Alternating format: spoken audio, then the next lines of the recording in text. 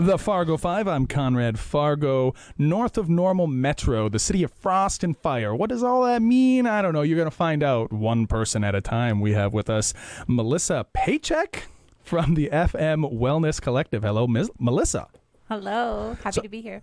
Paycheck, it's spelt though P-A-C-H-A-K, not Pachak. It looks like Pachak. Everybody. Or Paycheck. Paycheck. That's way fancier with the French thing. Yeah. Are you a big Star Trek fan at all? Big. I was a Next Generation fan. Yeah. Were you really? Yeah. So that last name. Did you ever get picked on at all for that? Or? So it's my married last name. Is it really? I married a Slovenian. Oh, okay. So. And is he a Star Trek fan at all, or no? Okay, because it sounds very similar to a swear word in Klingon. I don't know if you were aware of that, but what a way to open the show, right? That's amazing. Now you were telling me before that you have been in Fargo for 13 years. Yep. And that now where you are now is at the FM Wellness Collective, and that is more or less your full-time thing. That's your big thing you do. Yeah. When did the FM Wellness Collective start? What was the very beginning of that? So we launched January 1st of this year. Oh. We're fresh. So that's brand new. Yeah. That's brand my baby. new. How did that, so where did that baby even come from? What was the whole idea? Yeah. So I'm a wellness practitioner. So my background is in holistic nutrition, herbalism, wellness coaching. I do some somatic healing and energy work. And I've done that for about 10 years. And so I've been really deep in this wellness community.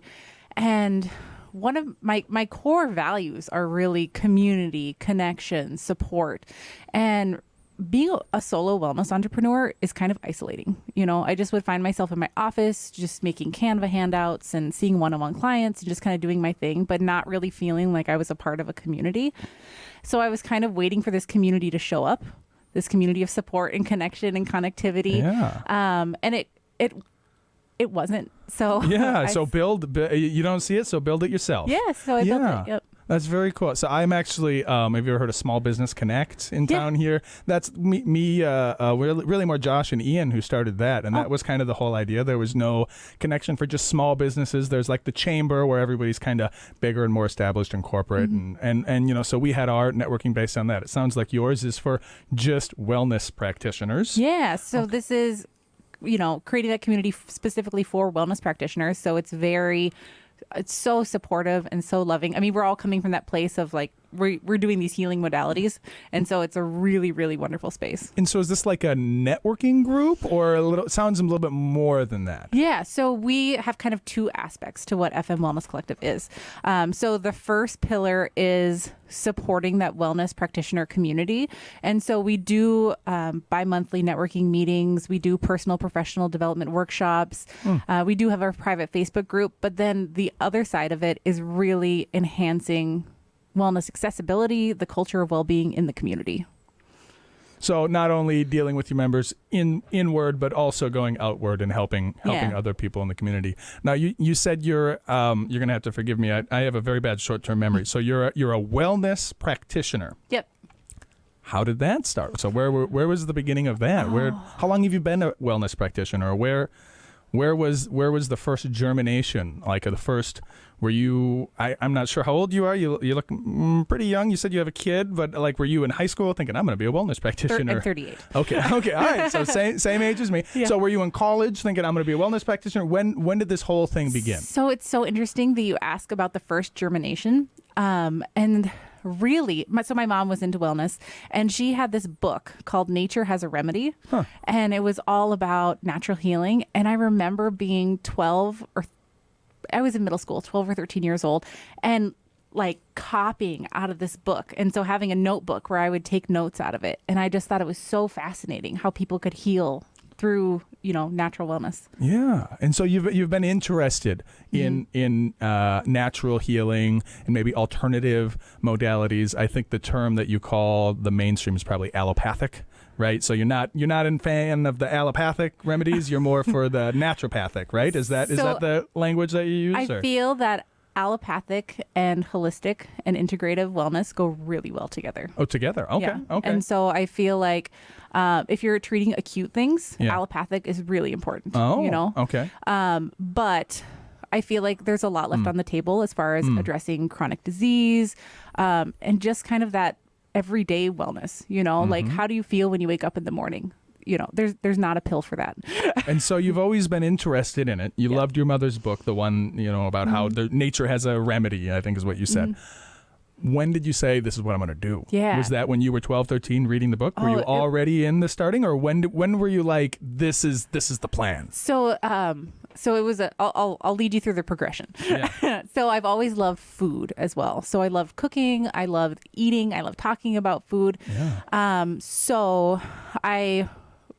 Because I loved food so much, I recognized that I needed to eat healthy food because I wanted to eat a lot of food. Yeah. I got really into healthy cooking. And then I went to NDSU. I received my bachelor's in psychology there.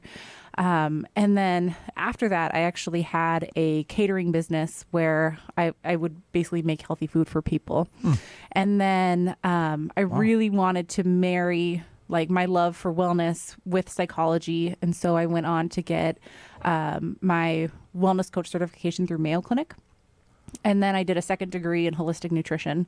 And so it was this kind of this progression of these loves of like, I love, connecting with people and helping people heal, but I also love food. And I feel like there's so much you can do with that. How did you hear about the Mayo Clinic? I mean, were there other options on the table, or you heard about it? And do you even remember the first time you heard about it and what that was like for you? Yeah. So I knew, so wellness coaching is just so helpful in getting people to actually make the changes. And so in just looking at all of the different options of, there's a million coaching certifications out there. Yeah. And obviously being in this region, Mayo Clinic is really well recognized and really well respected. And I just wanted the best science, That's very cool. And then now you are starting the Wellness Collective. Yes. How many people are in this network? How many? So members of the collective, we have 35 wellness practitioners. Yeah. Okay.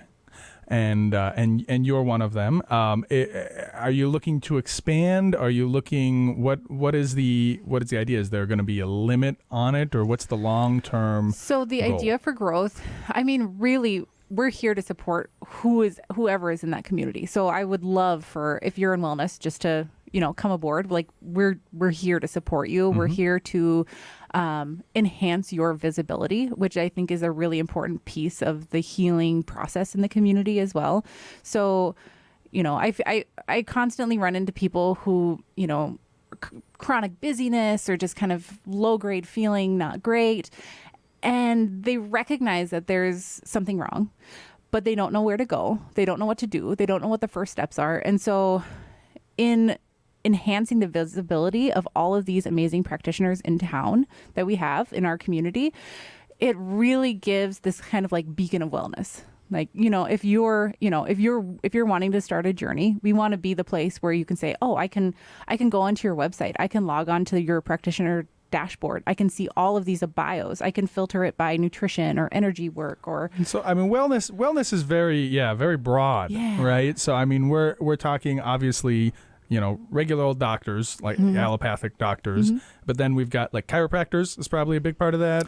Yeah. We've got, you said energy healers. So like Reiki, are you guys doing Reiki, stuff like that? Yeah. Wellness broad. Yeah, it's very broad. So broad. And there's so many different modalities, and wellness is really emotional, mental, physical, spiritual. How about like business consultants? How about people who help you run your business? I mean, that's a big part of being well is having a business and feeding yourself and feeding your family, stuff like that. No, absolutely. And it's so interesting that you mentioned that because we actually just changed our membership structure. So we have a practitioner membership, but then we also have a business membership because there were so many businesses who weren't practitioners, but they love wellness. They want to connect with a client base that also kind of shares those values. Yeah. And those are really strong values for them. So we actually have a business, a business. So I'm almost getting at two different things in my head here. I'm trying to wrap up the segment and conclude and think here. One is I'm trying to figure out the boundaries of this organization. Like, who isn't allowed? Is there anybody who's so out there, that you would say, I'm sure what you do is good work, but you're not welcome? Or is there? I mean, who would be a bad fit? Yeah. So we have our core values, and one of our core values is integrity, and so. Love it that. is so important that Love you're that. practicing with integrity. Yeah. You know, Yeah. which can be really vague, right? Yeah. Because how do you determine that? Like, So one thing I do. So I do a lot of business building with people. Right. So I do consulting and I work with small businesses, and values are huge in business. And one of the things we talk about with values, and when I'm trying to help people discover their values, you can't choose them. I feel you can't choose them. You have to discover them. You got to look inwards. How you know you have a value is when you can find something opposite of it, right? And so there is an opposite of integrity. I think integrity is sure. specific enough. If you're somebody who really likes things that are very temporary, if you're really big into paper plates and cups, right? Then that's the opposite of integrity. Whatever that is, temporary things that are temporary, right?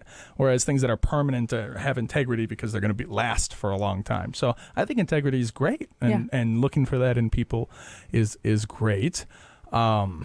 And what you're trying to get done there by building that community is really cool. I think it is kind of part of the future. So people say, with the robots doing everything and automation and AI and da-da-da-da, what are we going to do? There's not going to be any jobs to do. I think the future of work for mankind, for humans, is consultation. I think that down the line, what you're going to find is it's more people who are just showing human beings showing other human beings how to live their best life. And I think that's exactly what you're getting at. I think that's what we're getting at with Small Business Connect. I think that's what a lot of new businesses, new groups, new startups, new organizations are just trying to have human beings show other human beings their best life. Yeah. So absolutely. I think it's very cool what you're doing.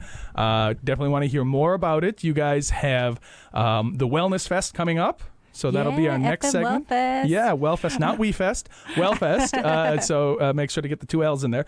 We're going to talk about that when we come back after a short intermission. So don't go nowhere.